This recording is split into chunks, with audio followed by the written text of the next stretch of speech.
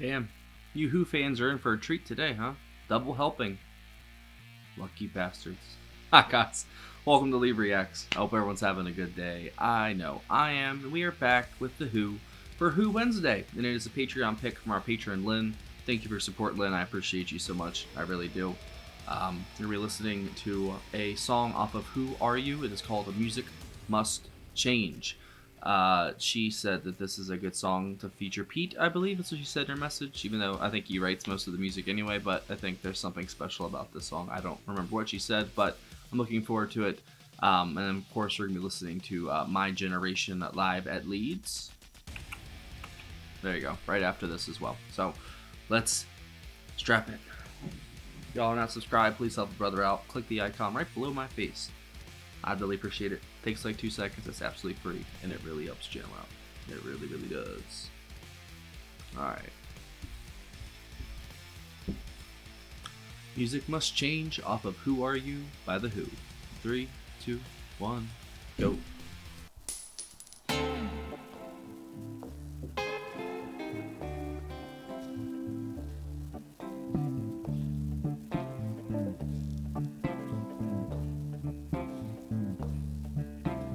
Deep in the back of my mind is an unrealized sound. Every feeling I get from the street says it soon could be found. When I hear the cold lies of the pusher, I know it exists. It's confirmed in the eyes of the kids, emphasized with their fists. But the high has to rise from the low, like volcanoes explode through the snow. The mosquito sting brings a dream, but the poison's derange. The music must change, for we're chewing a bone. We soared like the sparrowhawk fly, then we dropped like a stone. Like the tide and the waves, growing slowly in range. This is so different for them. Crushing mountains as old as the earth, so the music must change. Change. And change it did. And then it changed again. And again.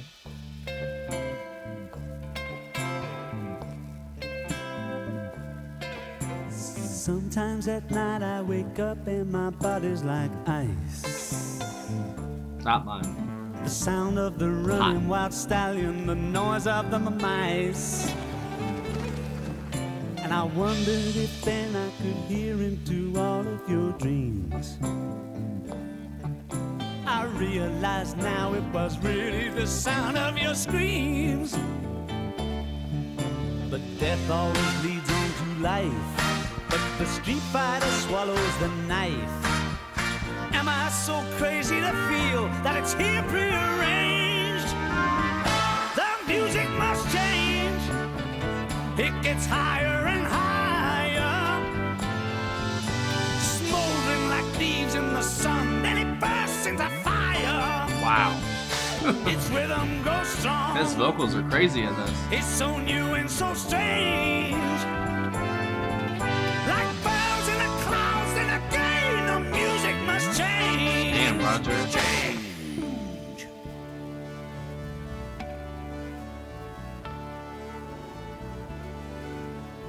Wow, that was ambience. That's beautiful.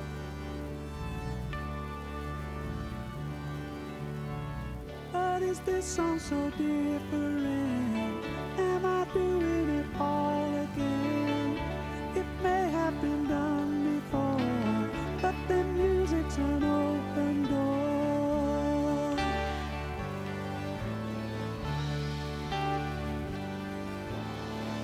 Wow.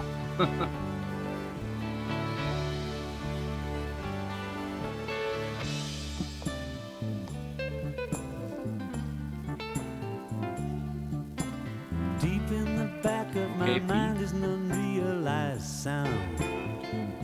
That's some Every blues. feeling I get from the street says it soon could be found. When I hear the cold lies of the pusher, I know it exists. Damn pusher. It's confirmed in the eyes of the kids, emphasized with their fists. But the high has to rise from the low, like volcanoes explode through the snow. The mosquito sting brings a dream, but the poison's deranged. The music must change, for we're chewing a bone. We soar like a sparrowhawk fly, then we drop like a stone. Like the tide and the waves, going slowly. I guess Keith has just been doing the brass and the percussion. Mountains as old as the earth, the music must change. Huh. Wow. That was very different for them. That was the most unique Who song I think I've heard. Most of their songs are like along the same lines of like a style, I guess you'd say. You know, they change it up though, definitely. But that was the most, I guess, because it was missing like, you know, Keith's insane, you know, frenetic drum work, you know. But I think it said he did like the brass and stuff here.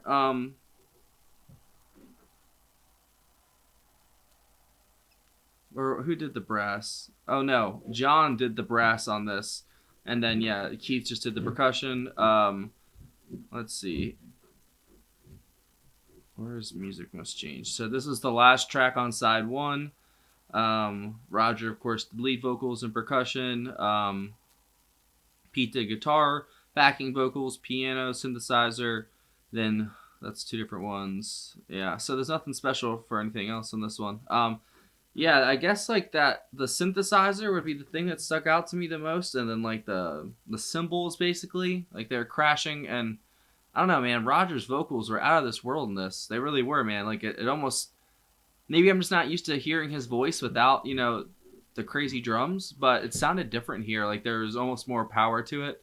Maybe because the sound had more room to like grow and do its thing. I don't know. I really liked Pete's kind of almost bluesy solo there in the middle. He really did a great job at this too, like the entire song for what he played. Like there was like a lot of those ambient, like quiet sections in the middle. I really like the synthesizers and like the really subtle guitar work in that as well. But yeah, man, Roger's vocals, that stuck out to me like a sore thumb in the best way in this. Like that, wow, like I was kind of blown away, honestly. That was really powerful by him. And he's so right, you know. Mountains is, what did he say? Something about mountains as old as the earth, you know, the music must change. And I feel like, you know, music did change. Like it really, really did, especially when this came out. What year was this? This was 1978. Okay, I was 10 years off. I was going to say 68. Oops. So this came out in 78, and the music did change, man. Like, I don't know if they're singing, like, in retrospect, or are they singing about the moment in 78, you know? I don't know what the climate was for 78. I know punk was coming around the corner, and new wave and stuff like that, especially for, like, the Brits and stuff like that. For the 80s, it was, like, hair metal and stuff, and, you know, the late 70s was disco, I'm guessing, as well. I'm still learning the timelines of all this stuff, you know, because I was born in the 90s, so I'm still learning, you know. So I'm guessing 78 is the height of disco, right? It's about to die out in a year, and then the punk and new wave comes after that, right? So I don't know what exactly Roger's singing about here. He could just be singing about art in general. He could be singing about the music in 77, 78, whenever they wrote it, you know. I know that there was a lot of upheaval in the past decade, you know, the Who had come so far from where they started, you know, what we're going to do next, you know, My Generation from Live at Leeds. I guess that's like there's a big time gap there, you know. It's interesting to see how the band changed, and I think Keith, this was his last record, if I'm not mistaken, right? I don't know. What was his I think Who Are You, that video, that promo video we watched, I think that was his last thing he recorded, if I'm not mistaken. I could be wrong, but I think that's what y'all said. Either way, you know, it's sad either way. We lost a fucking legend way too soon. But I learn new things every time, because like I thought that you know, John was, you know, the frickin' the straight man, you know. He's not. He was crazy just as Keith was. He just was quiet, you know. Roger was the one chastising everybody, apparently. You know, Pete, you know, dibbled and dabbled. I know he's got like an autobiography out or something. I kind of want to read that. because I've seen some interesting quotes from it. I think in some of the comments and stuff. So he seems like a very interesting fellow, and with lots of that we watched I don't know which one it was. It was the second one last week, so that was live at Monterey. Was Woodstock second? Hold on, I can check. Because when he destroyed that guitar, I think y'all said his thing got spiked, his drink got spiked or something like that, and hold on. The Who.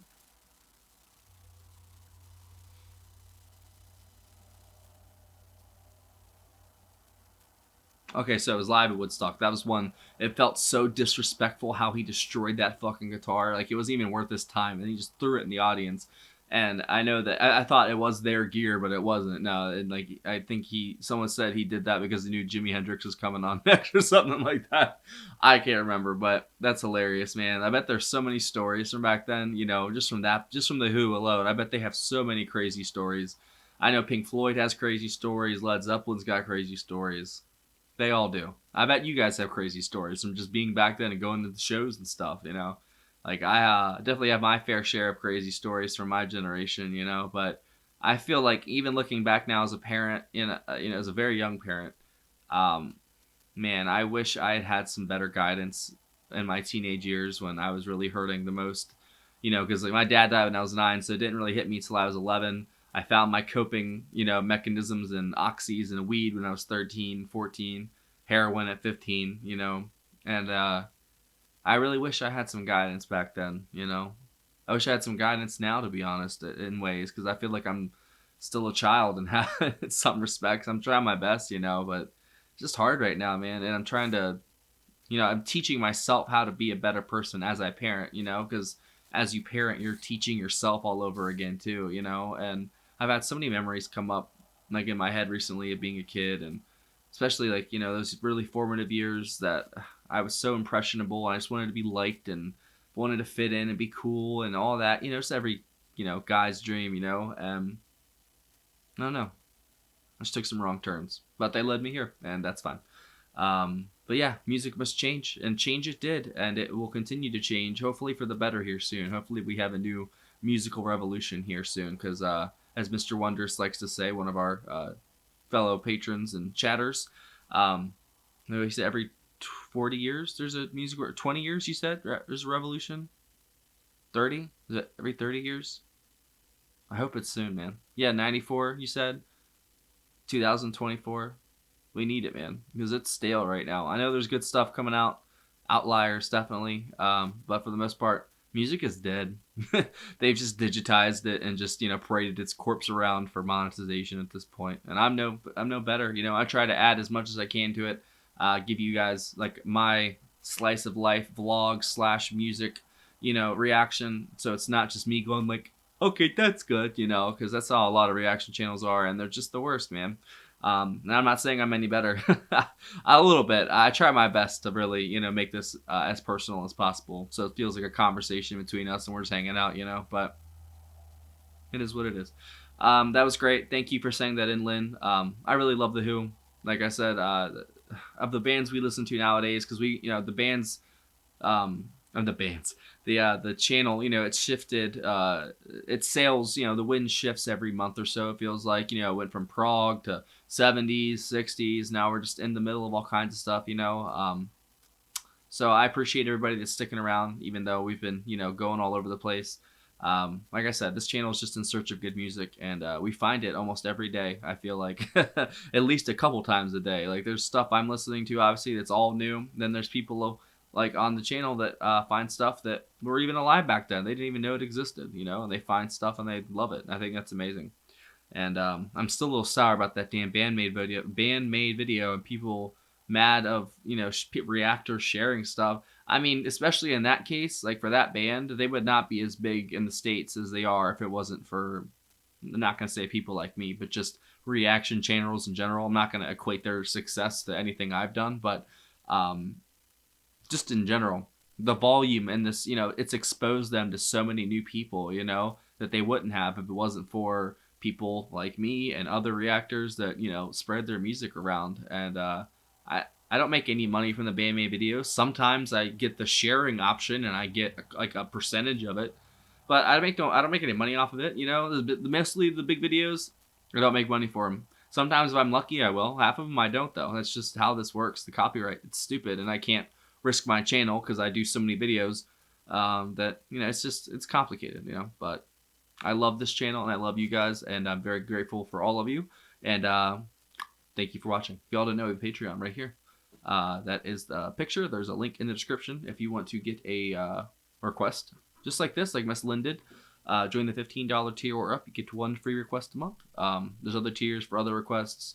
If you just want access to all the block videos, Patreon exclusives, all the Beatles albums and King Crimson and all the block stuff, join any tier. Doesn't matter which one. You get access to our Discord and our wonderful community of almost 400 people. We'd love to have you. Come join, hang out with us. What the fuck? Come join us and hang out with us. There you go, Lee. Good job, buddy. I think that's it. There's PayPal as well in the description for tips, requests, and anything else. I will see y'all for my generation next. If you're watching day premiere. If not, bye.